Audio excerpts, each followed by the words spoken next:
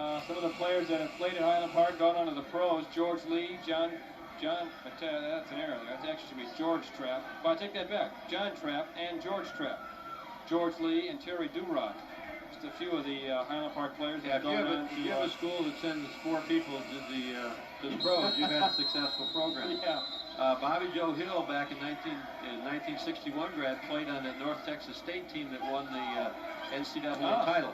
Wow. They're starting to count right now because they didn't come out, and the officials set the ball down. Gilmore wide open for the layup, and he's fouled. A big basket by Highland Park. Boy, he got wide open there, Frank. Well, there was the confusion, and I doubt if that was intentional, but when they set the ball down, everyone just, started running, and someone lost their man. There we are with a 1-point lead in the ball, or the man at the line. Now Gilmore could really put a damper on Southfield's chances. Now granted, Southfield can tie it, but Jays stand a chance to win if he misses this foul shot.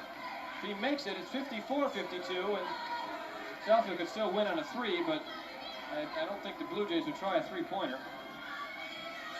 You're bringing up the past players, Ned. I'll give you a little nostalgia shot on my own. I played against Bobby Joe Hill in 1960 at the UD Memorial Building at that time, and we beat him in the quarterfinals. Great ball game.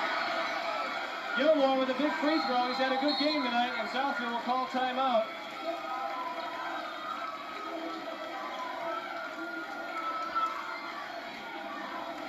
And it's 54-52.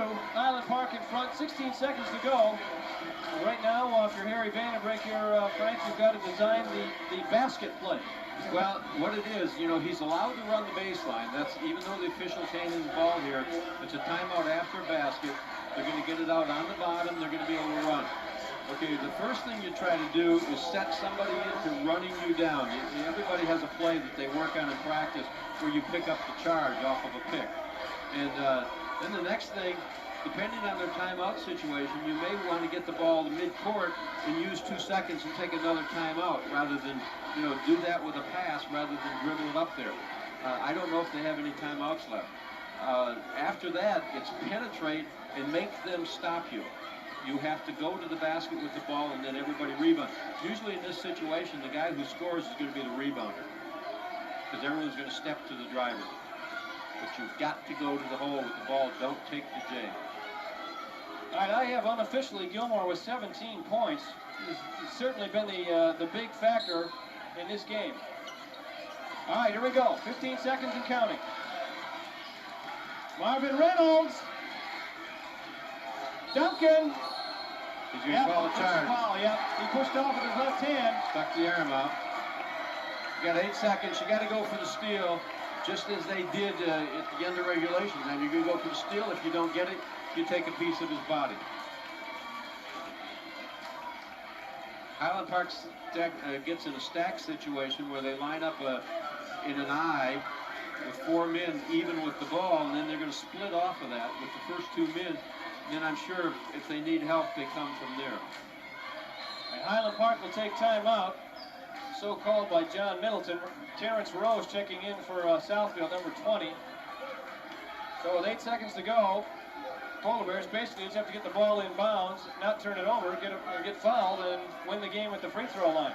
Well, here's the key and I'm sure that Darryl Percival is telling, he's not even reminding them about the steal that tied up the ball game. He's going to tell them to protect the ball. You deal in positives or negatives. If you say, don't let them steal the ball, you've planted a negative seed. Yeah. What you do is you say, protect the basketball. You know they're going after it. You know if you get your hands on it, they're going to hammer you right away, so wrap it up so they can't get it. And you deal in positives. The important thing is to inbounds the ball right here because you know you're going to go to the other end and shoot. Get a good look at Harry Vandenbrink giving instructions there in the Southfield huddle. Harry in his 2nd year here at Southfield High. Done a very nice job with this program.